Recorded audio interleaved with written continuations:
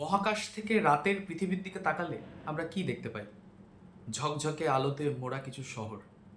কিন্তু চায়না এবং সাউথ কোরিয়ার মাঝখানে এমন একটা জায়গা আছে যেটা কিন্তু অন্ধকার, ঘুটঘুটে অন্ধকার। আপনার দেখে মনে হতে পারে এটা হয়তো কোনো বন জঙ্গল হবে, কিন্তু এটা কোনো বন জঙ্গল কিন্তু না। এটা একটা দেশ। দেশটার নাম হচ্ছে নর্থ কোরিয়া। এটাকে অনেকে পৃথিবীর সব থেকে বড় কারাগার বলেন। আজকে এমন একটা দেশের কথা আপনাদেরকে শোনাবো যেখানে আপনার হেয়ার স্টাইল কেমন হবে, আপনি কি কথা বলবেন, আপনি কি খাবেন, সব কিছু ঠিক করে দেয় কিন্তু সরকার। নমস্কার, আমার নাম প্রদীপ্ত। খবর ও কথা চ্যানেলে আপনাদের সবাইকে জানাই স্বাগত। মনে করুন আপনি সকালবেলায় ঘুম থেকে উঠলেন, আপনার ফোনের অপারেটিং সিস্টেম একটা স্ক্রিনশট নিয়ে নিল, আর স্ক্রিনশটটা সরাসরি পৌঁছে গেল সরকারি সার্ভারে। আপনি কি দেখছেন, আপনি কার সাথে কথা বলছেন, সবকিছু কিন্তু সরকারের নখদর্পণে। উত্তর কোরিয়ায় গোপনীয়তা বলে কিন্তু কিছু নেই। এখানে ফ্যাশন পুলিশ ঘুরে বেড়ায়। আপনার পরনে যদি জিন্স থাকে বা আপনার হেয়ার স্টাইল যদি সরকারের অনুমোদিত হেয়ার স্টাইলের থেকে আলাদা হয়, তাহলে কিন্তু আপনার জেল হতে পারে। প্রচুর টাকার ফাইন তো হামেশাই হচ্ছে। কিন্তু কেন নর্থ কোরিয়ার সরকার মনে করে এগুলো হচ্ছে পশ্চিমা সংস্কৃতি, যা তাদের আদর্শের জন্য বিপজ্জনক?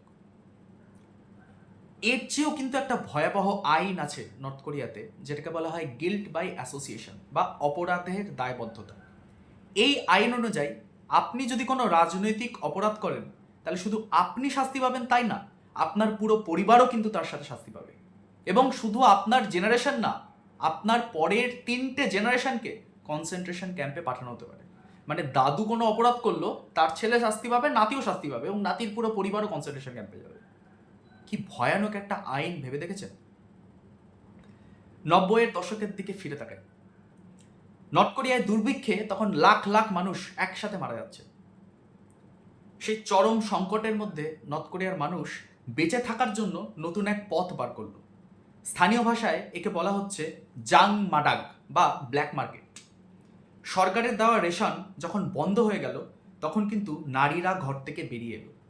তারা চুরি করে হোক, লুকিয়ে হোক, পণ্য বেচতে শুরু করলো। আজকের উত্তর কোরিয়ার অর্থনীতি অনেকটাই নারীদের চালানো এই ছোট ছোট বাজারের ওপরেই কিন্তু নির্ভরশীল। সরকারি চাকরি দিবে পুরুষদের বেতন এতটাই কম যে তা দিয়ে 1 কেজি চালও কেনা যায় না।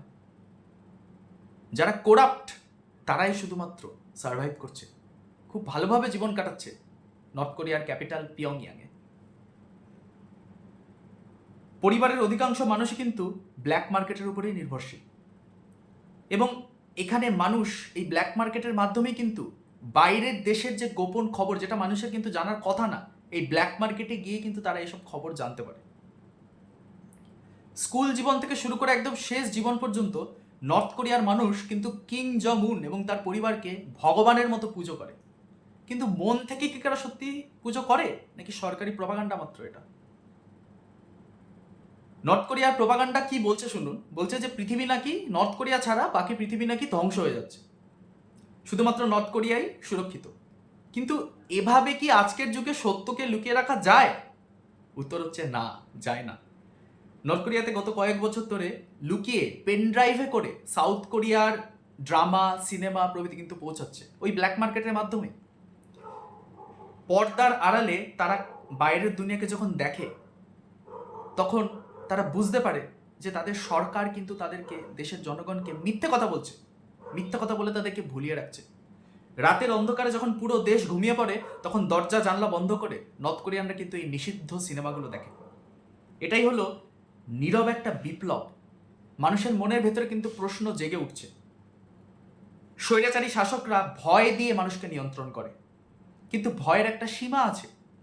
আজ দেখি উত্তর কোরিয়ার মানুষ ঘুষ দিয়ে শিক্ষক বা অফিসারের মন জয় করার চেষ্টা করছে। তাহলে এটা বোঝাচ্ছে যে তাদের ভয় কিন্তু আস্তে আস্তে কমে আসছে। আর ভয় যেখানে কমে, সেখানে কিন্তু পরিবর্তনের হাওয়া লাগে। উত্তর কোরিয়ার মানুষগুলোর কথা ভেবে আমাদের নিজের স্বাধীনতার কথাটাও কিন্তু একবার ভেবে দেখা উচিত। আমরা কিন্তু আমাদের স্বাধীনতাটাকে টেকেন ফর গ্র্যান্টেড নিই।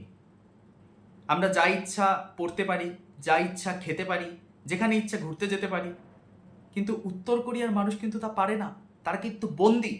তাই হয়তো উত্তর কোরিয়াকে পৃথিবীর সবচেয়ে বড় কারাগার বলে সম্বোধিত করা হয়। কিন্তু মানুষের মনে তো একটা সত্যের বীজ বপন করা হচ্ছে, এই বীজটা তো একদিন না একদিন অঙ্কুরিত হবেই। এই ভিডিওটা কিন্তু তথ্যবহুল একটা ভিডিও, কিন্তু এই ভিডিওটা দিয়ে আমি অ্যাকচুয়ালি আপনাদেরকে স্বাধীনতার গুরুত্বটা বোঝানোর চেষ্টা করছি। যে স্বাধীনতা আমরা যেটাকে খুব তুচ্ছ জিনিস মনে করছি, আমাদের কাছে তো আছে, কিন্তু এই স্বাধীনতার জন্য সারা পৃথিবীতে কত মানুষ স্ট্রাগল করে চলেছে। জানি না নর্থ কোরিয়ার মানুষ কোনোদিন মুক্তি পাবে কিনা, কিন্তু এটা জানি যে কালকে আবার নতুন কোনো গল্প নিয়ে আমি আপনাদের সামনে এসে উপস্থিত হব। তাই প্রত্যেক দিনের খবর ও নানা রকম গল্প নিয়মিত পাওয়ার জন্য সাবস্ক্রাইব করুন আমাদের চ্যানেলটিকে। নমস্কার।